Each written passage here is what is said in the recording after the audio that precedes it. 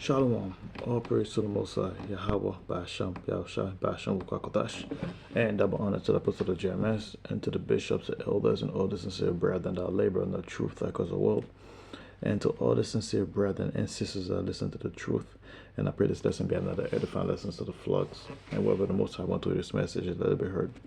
And before I begin the lesson, I will introduce the true name of the Father, which is Yahweh. And the name is mean He exists. And the true name of the Son is Yahweh Shah Mashiach, which means the Redeemer or the Deliverer. And He's only coming to redeem His people, which is the nation of Israel. And in today's age, you identify them as the so-called Negroes, so-called Latinos, and the so-called Native Americans, who are scattered off corners of the world. And it looks like their nations and also practice the custom of the other nations. And with that, that will be it for the introduction of the lesson. And today's lesson is basically a lesson about Jacob is the form of all things. And I know yesterday, one of my at my plantation, one of my client sent me like a quick short about like a Jake's inventions back in the, I believe, late 18. Let me see. Yeah, late 1800s. Like it's a cleaning machine, because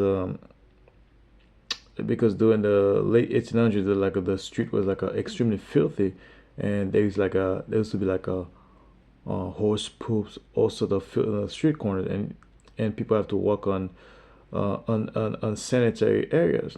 So basically, Esau basically was using like a huge chunk of people to clean the street, but the Israelite basically create like an cleaning machine. Basically, when you wake up early in the morning, like at 5 a.m., there's like always like a big machine that's always cleaning the street. So it was an Israelite that built that device in the late 1800s. So I'm gonna show you that clip. I'm gonna show that clip. When I was watching it, the first thing that appeared in my head is basically Jeremiah 10 and 16, which is like Jacob is the form of all things. So let me show that quick clips right now. And before I show it, I'm gonna say fair use, and this is for educational purpose, not for monetary purpose. And I'm gonna show it right now.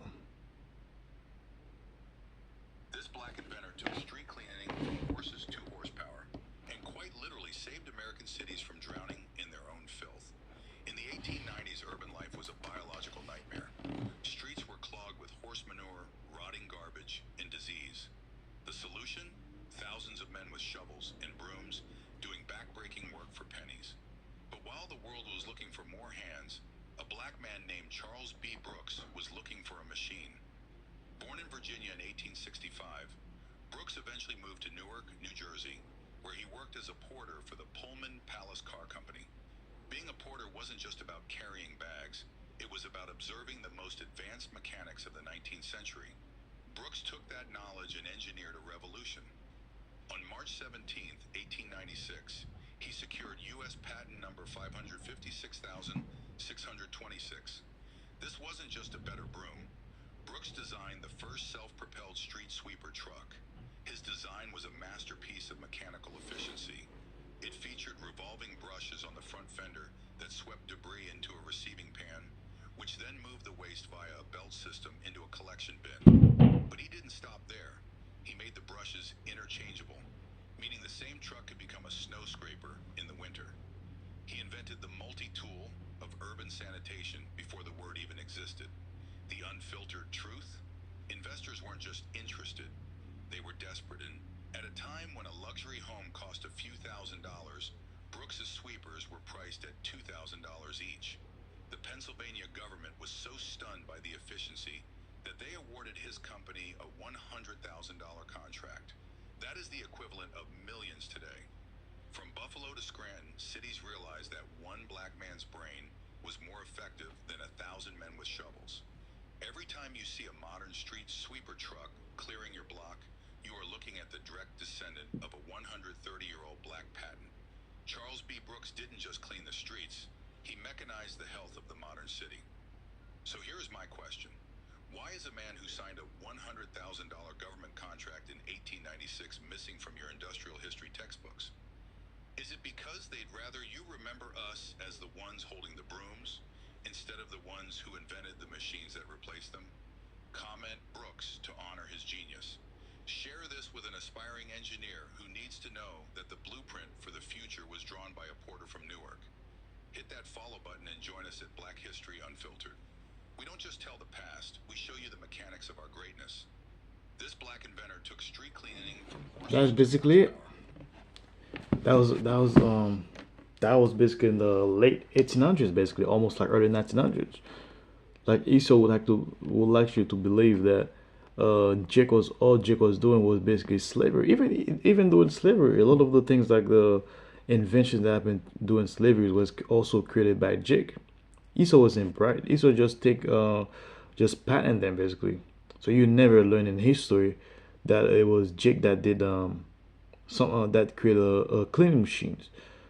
So he's the one that cleaned like designed the multi cleaning supply that they mentioned earlier. And Esau would have you all we know is being a servant.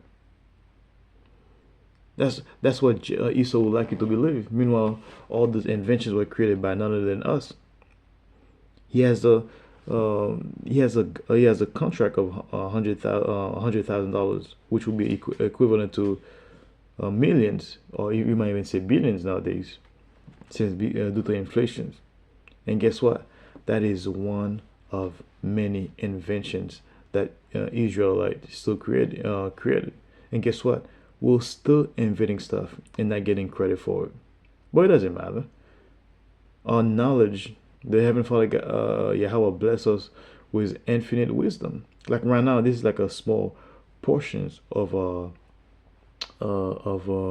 creativity that the Heavenly Father Yahweh has given us, and we still exceed everybody on the planet. So, yeah, the first thing that popped out of my head is basically Jeremiah 10 and 16. Let me just read it real quick. And he says, "The portion of Jacob is not like them, for he is the former of all things. So, and Israel is a rod of his inheritance. The Lord of hosts is his name." So basically, the portion of Jacob is not like them. So basically, we are not like the other nations. We are far above them. We have to remember when you read the book of Deuteronomy 7 and 6, it says like, we are the Lord's chosen people. Out of all the people on the earth, let me get it before I butcher it. Deuteronomy 7 and 6. And Deuteronomy 7 and 6 said, "For thou art unholy people unto the Lord thy power." So we Israelite, which you so-called Negroes, Latinos, and Native Americans, we are a holy people unto the Heavenly Father Yahweh. The Lord thy power hath chosen thee to be a special people unto himself. So basically, the Heavenly Father Yahweh choosing us to be a special people unto himself, which means he completely separated us from the other nations. We are in our own league of ourselves. We are very special to the Most High. You know, when you have something special, what do? You preserve it. You always make sure that special thing always taken care of. Above all people that are upon the face of the earth. Above all people that are on the face on the earth. Because the other people are completely irrelevant to the Heavenly Father Yahweh. Which, when we go back to the Jeremiah 10 and 16, he says, "The portion of Jacob is not like them." So we are not like the other nations. We are completely above them. And we see that in the book of 2 Ezra 6 and 54 also. For he is the form of all things. So everything that's on the planet, we made them. Esau and the other nations just patented them and took credit for them. But it won't matter. Because we're going to be at our full capacity when we're in the kingdom. So nobody can take anything away from us. And Israel is the rod of his inheritance. So basically, we are the Most High's special inheritance. The Lord of hosts is his name. So the Heavenly Father Yahweh is his name. Let me see if I can read one more, and that's basically it. Give me 1 second. 6 and yeah, that's about it. And I put that as an edifying lesson to the flocks. And whether the Most High want to read this message, and